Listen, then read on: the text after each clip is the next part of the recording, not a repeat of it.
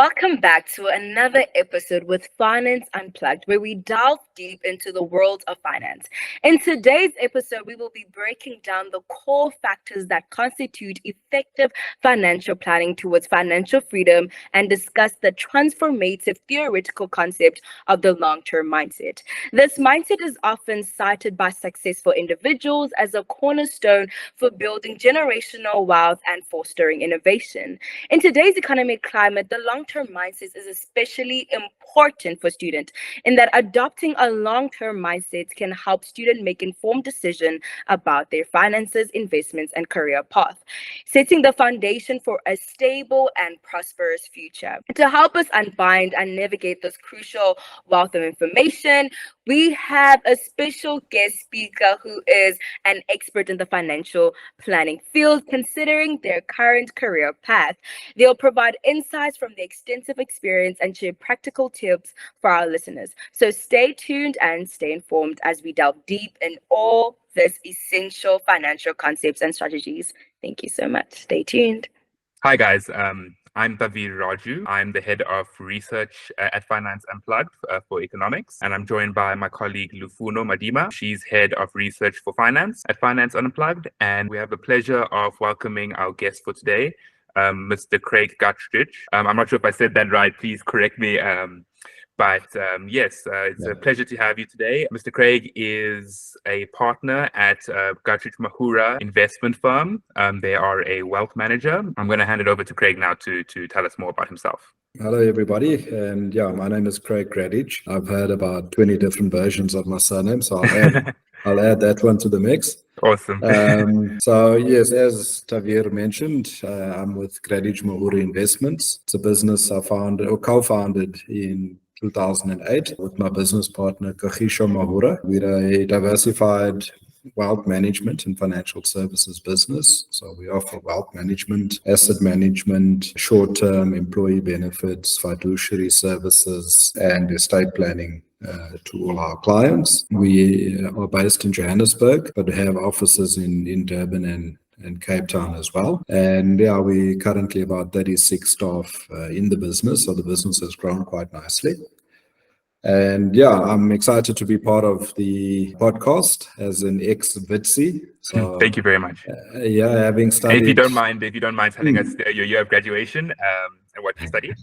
So I got to Wits in 1992. Stayed at Bernardo Hall. So you have a residence experience as well. I've got a residence experience. And, awesome. I did a BCom honors. I did my honors at UNISA, but I did my undergrad at Wits, majored in corporate finance and investments, as well as insurance and risk. And I also, as afterwards, did my honors at UNISA, masters at UCT, and then I did a postgraduate diploma in financial planning at Free State. Came back to Wits for a certificate in tax. So that's my academic background. So in other words, very, very learned and very, very credible. A slow learner. I had to be told a few times. I'm sure we all have to be told more than once. Okay, so let's delve today into a more relatable episode of Finance Unplugged. We're going to be looking at student finances and, more importantly, the mindset, financial mindset and the long-term mindset of being able to think about our future and attain financial freedom. As we know, this kind of mindset starts from a young age, or at least should be.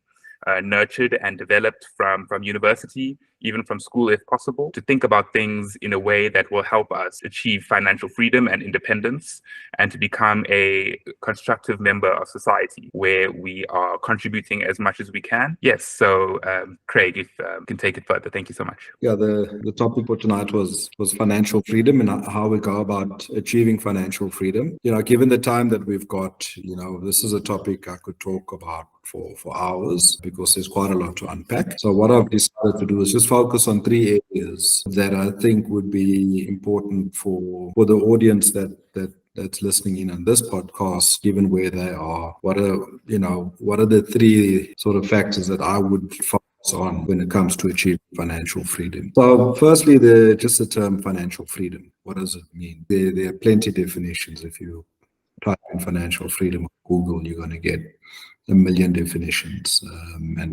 and everyone's trying to sound smarter than the next one, than the next one. But financial freedom is essentially being able to meet life's challenges or live your ideal lifestyle, and having the financial means to do that. It's about being able to afford whatever life throws at you. People's lifestyles and the objectives and, the kind of life that they want to live, that varies. For somebody, financial freedom requires, maybe 10 million in capital. For somebody else, it requires 100 million. So there's no common term. It's a very personal thing. In our business, we get to deal with lots of people, clients who have achieved financial freedom and have stopped working in their mid-40s, some in their early 50s. And when you look at them, they have the energy, they have the mental capacity, they have the ability to continue earning. But they're like, I'm at the point where I can afford whatever I want, and now engage in passion projects, spend more time with the children, spend more time with my grandchildren.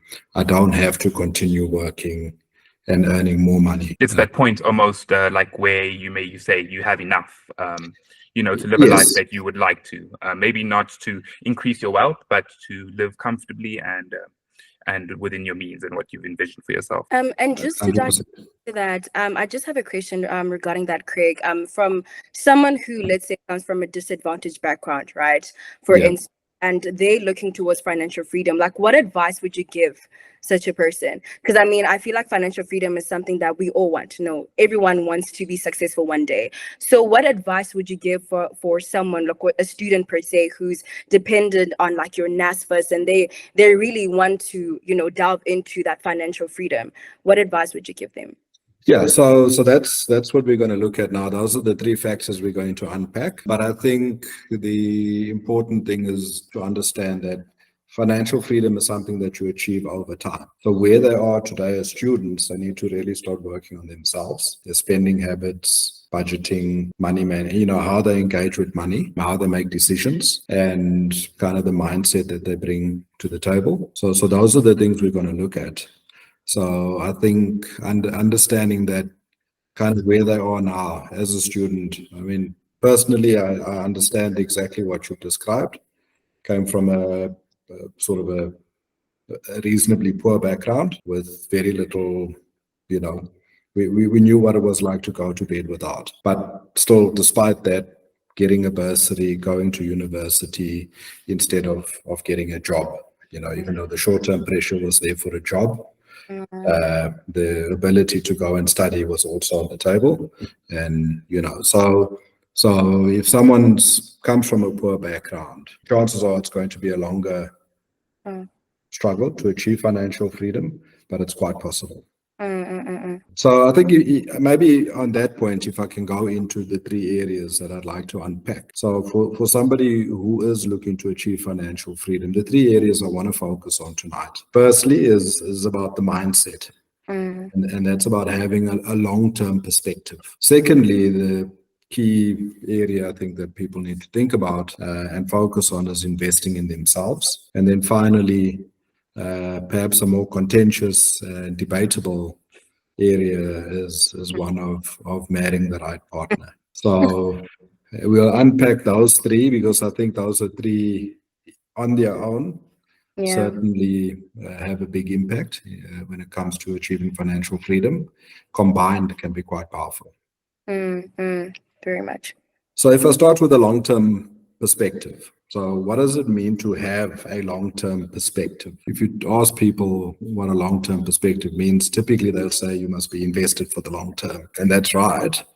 However, a long-term perspective, in the way I think about it, is about how you make decisions today. Okay, so there's a very kind of current dynamic to this, in that having a long-term perspective is about when you're making a decision today, how far do you look into the future to come to the best decision that you have to make today? So let me give you an example. You finish school, you now need to go and earn money. You can either go and get a job, or you can go and get a qualification or a profession or a skill. You can go and develop that. If you're doing that, you're not working, you're focusing on that. Somebody who goes and starts working immediately will earn money from the next month or the next year, or whatever the case is. But somebody who's studying and developing themselves will likely only start earning money after 4 years, 5 years. But if you look over their career, a 40-year career, a 45-year career, the person who went to acquire a skill or profession will earn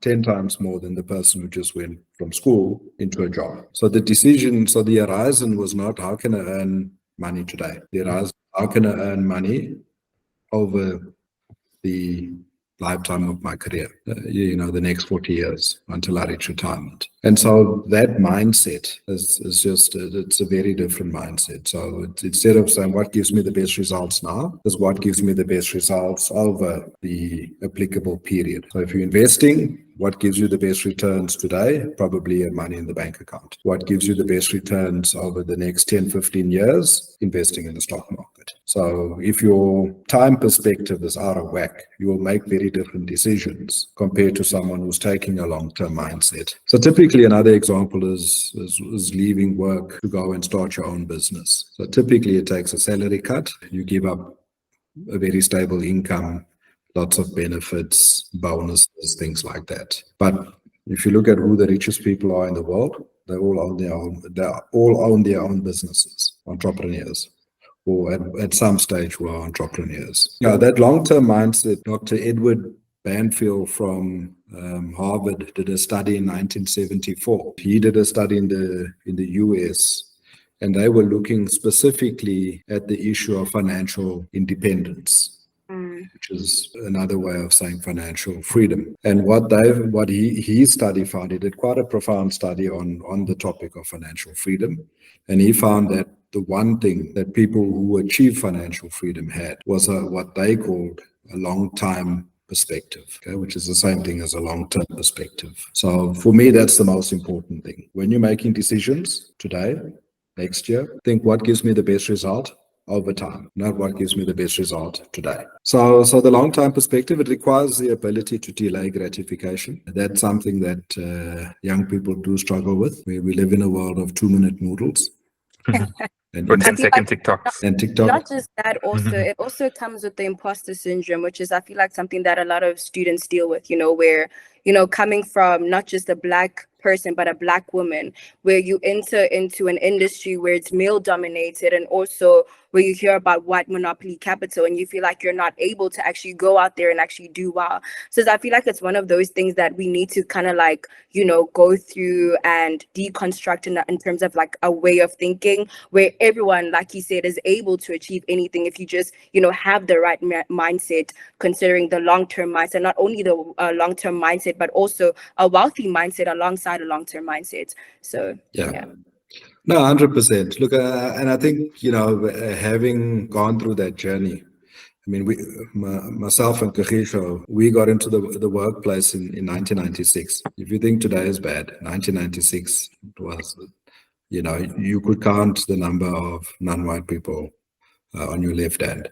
Sure. And typically the people that look like us were in the mailroom and serving tea, and so fully understand that scenario. I think it's a little different today. Maybe the gender aspect, there's a little bit of transformation that needs to happen on that front. But I think the one thing, Kagisha and I have spoken about this, and we've spoken over the years, other people as well, is you can get caught here. You can get caught up in all of this. You can become kind of what's like almost like a victim, and these things distract you, and it's unfair. Or you could focus on the job at hand, doing the best that you can, that in fact they can't ignore you because you deliver and you, excuse my language, you shit hot at what you do. And we've seen that where people, the sideshows, ignore them. Focus on the job at hand, take your long-term mind perspective. I can tell you now, you will develop the skills, you'll develop understanding that people will pay lots of money for. Yeah. Cool. So the second one is invest in yourself. So in a way, I think we've touched on that. But investing in yourself, there's various aspects to this. So it's like I said, acquiring a skill, acquiring a profession, specialization, but really building your capacitating yourself to be the best computer engineer, lawyer, accountant, doctor, whatever your chosen area is. I think developing the habit of lifelong learning. So once you finish school, once you finish varsity, in fact, a lot of your learning is only starting after that. So that certificate kind of it's a ticket into the game, but you still got to learn to play the game. Your professors, very few of them have actually played the game. So they can't teach you how to play the game. They can teach you the rules of the game. No, that's very true. And I feel like it also goes to say that, learning doesn't stop. Like even after school, when you get into a workplace, you're still going to learn more. There's a lot of things that you need to be equipped with, in terms of competence and making sure that you utilize those competencies in the workplace. So that's very important. And I feel 100%. Alongside that, actually, I just had a question in relation to investing in yourself. What are your views in terms of mentorship? Specifically, how do you see the role of mentors in guiding their mentees towards achieving financial breakthrough and overall long-term success? Yeah, I think mentorship's critical. It's very important. So over the years, I've mentored probably 6 or 7 young professionals in our industry. Yeah, you can either make mistakes or you can learn from other people's mistakes. But also just to have someone guiding you through this kind of minefield that you have to navigate. I think there's immense value in that. Very much. But it's very important that your values are aligned and that your objectives are aligned, and that you're not having to compromise who you are to follow the advice of the person who's mentoring you. But I do think it's important to perhaps struggle for a year or two to find your feet, and not really, because you don't want to create a dependency on somebody. So you want to see to what extent I can find myself, and then you want to move ahead.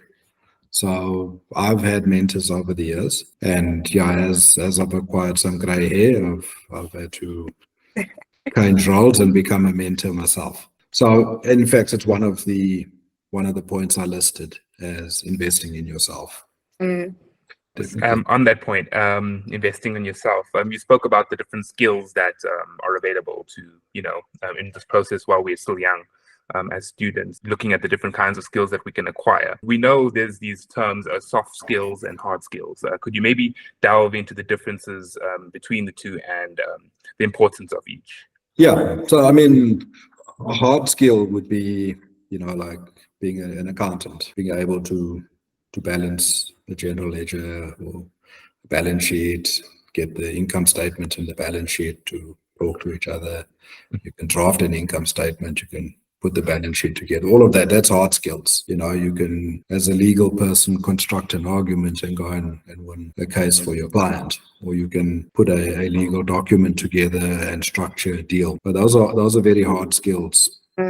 Doing open heart surgery, all of that. Softer skills is about being able to read between the lines when talking to somebody. It's about having emotional intelligence, that somebody is in front of you and they're behaving in a certain way, and you're not fully engaged with how they're behaving, but you kind of understanding the deeper the context of what's happening. It's about seeing an opportunity and going to grab that opportunity and take it, because very often those opportunities become clearer to everybody else after the fact. So soft skills really, it's about listening for understanding as opposed to listening to reply. It's those, and in fact, soft skills are very, very hard to acquire for most people.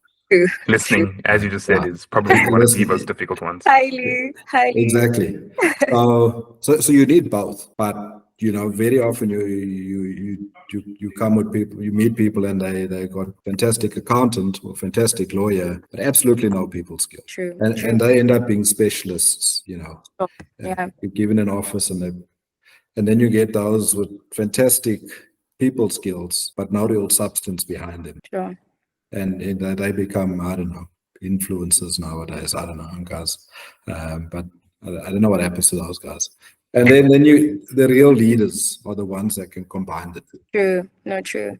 Awesome. And I feel like even in business, it's very important that not only should you be a manager, but you should be a leader. Because if you want your business to be successful, it's very important that you also understand your employees. Because I feel like a lot of the issues when it comes to businesses is that you want someone to add value to your company, but at the same time, you don't want to add value to them. And it's like, if you want to retain employees, you need to also stay in touch with the employee themselves and what they like, looking at appraisals and also way to ensure that you recognize them. Because I feel like a lot of people, in as much as we want to add value to people, but we also want that recognition from just adding value to the company in itself. So I feel like those are just one of the things that in lines with the topic of today, that even business people should consider, or students that are looking forward towards being in business. So yeah. 100%. So if you look at the kind of the journey of a business and an entrepreneur. So when you start out, you typically, it's your technical skill that you're selling. So whether it's a service or whether it's your ability to cut hair or to, fix cars or whatever, but it's your technical skill that kind of what you start with. As your business grows, it's your ability to manage that growth and to manage the different moving parts in your business. So the point that you made, Lufuno, is that you need to be a manager as well. But then as your business gets even bigger, you then have to give up that management. You've got to outsource it to other people and then free yourself up to truly become an entrepreneur, where you now look for opportunity. And you take this from this level to a completely different level. So you've got to let go of your technical ability. You've got to let go of your management roles and responsibilities. And that's when you become an entrepreneur. Sure. Yeah. Okay. Starting a business doesn't make you an entrepreneur. Starting a business, anybody can do. Go to FNB, you ask them for help you get a company, bank account, all of that, they'll help you with that. Sure. That doesn't make you an entrepreneur. Okay, you started a business. It takes 5 minutes, I think. Exactly. Sign the registration forms and pay the fee. 100%. No, It's I only hear. once you've applied your skill, your service, your product, you've developed the market, you've managed the growth in the business, then you become an entrepreneur. So yeah, and I think the one other point I need to make under investing in yourself is the importance of your physical and mental health. Sure. Okay, so if 1,000 people watch or listen to this podcast, I can assure you that there are 1,000 different dreams, visions, aspirations, and desires, but none of those will come true if you're sick, if you're, depressed, because that's the foundation that you are going to build the success upon. So exercise, absolutely critical. Regularly, and that in itself helps you to manage your mental health as well. But you really have to pay attention. Music, doing things that you love. For me, it's cooking on the weekends. It's going for a run. No, I hear that. For other people, it's other things. So whatever floats your boat, whatever gives you joy, try and do that more often.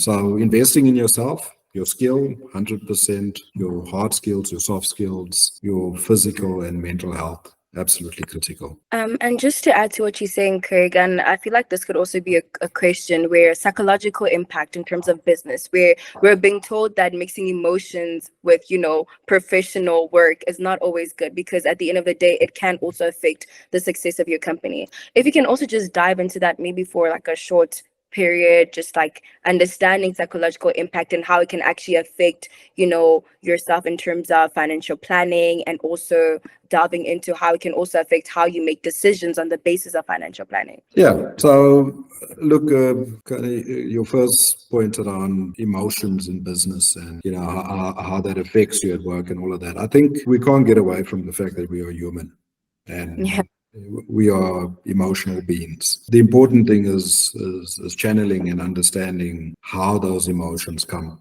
through and how we interact with people, especially at work. If you're like, I raise my voice, that's how I talk. Well, then don't be surprised when people kind of distance themselves from you, because you're making a choice to be abrupt and carry yourself in a certain way. and them being adults and making a choice not to deal with somebody like that. So you can't just expect that the world is automatically going to understand that this is you and that's how you behave. But I think also when it comes to your financial planning and your kind of finances in general, very often it's important to keep emotions out of it. So if you look over the years, many studies have been done and shown that, the market over the last however many years has delivered 10% return, and most investors over that period only achieve 6 or 6.5%. And the reason for that is every time the markets dropped, they sold out. And that was just an emotional response. Every time the market ran up, they got greedy and they bought in. When in fact, the way you make money is doing the opposite. When the market drops, you buy in. And when the market runs too hard, that's when you perhaps start selling out. So, and to do that successfully, it requires you to be able to manage your emotions. Because every kind of living cell in your body is screaming at you for selling out when share prices are just going up. All the warning bells are going off and trying to stop you from buying when markets are crashing, when things are looks like there's blood on the street, to use a phrase that's used in the industry a lot. So yeah, your emotions, understand them, understand how you come across, but learn to channel them and be able to control. So yeah, investing in yourself, travel, see the world, understand that we are not that unique as South Africans. We are not inferior, but we are not superior either. We are just like every other kind of nation. And exercise. I can't stress it enough. And then the last point is marry the right person. Yeah, if you're going to achieve financial freedom, your partner, whether you get married or not, I don't know the young people what the arrangements are today, where the marriage is still an institution, but certainly the person that you have in your corner, are you going in the same direction? Or if one of you has talent and skill and ability and everything that it takes to become a financial success, do you have the support of the other one? The full support. Because if you're an executive, there's lots of travel, lots of late hours. So just to keep it real for a minute, there's weekends, particularly when financial results come out, where this person is just gone, okay? And they need your support. I feel like as a woman, I'm just here like, okay, I need to just understand, I guess, but I hear that.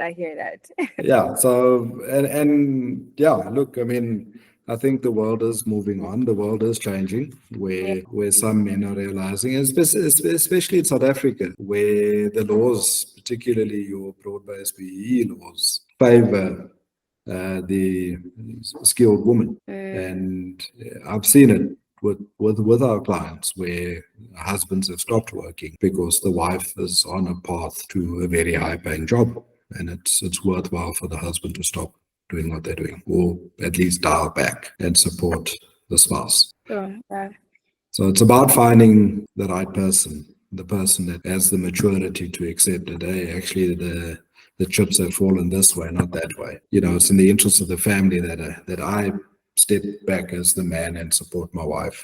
Yeah.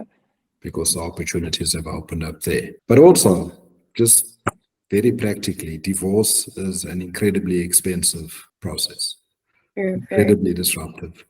To everybody, if you're getting married, please, anti-nuptial contract at the very minimum.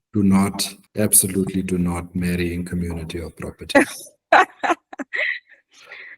That's a very objective response. Absolutely. The worst thing you can do for yourself is get married in community of property.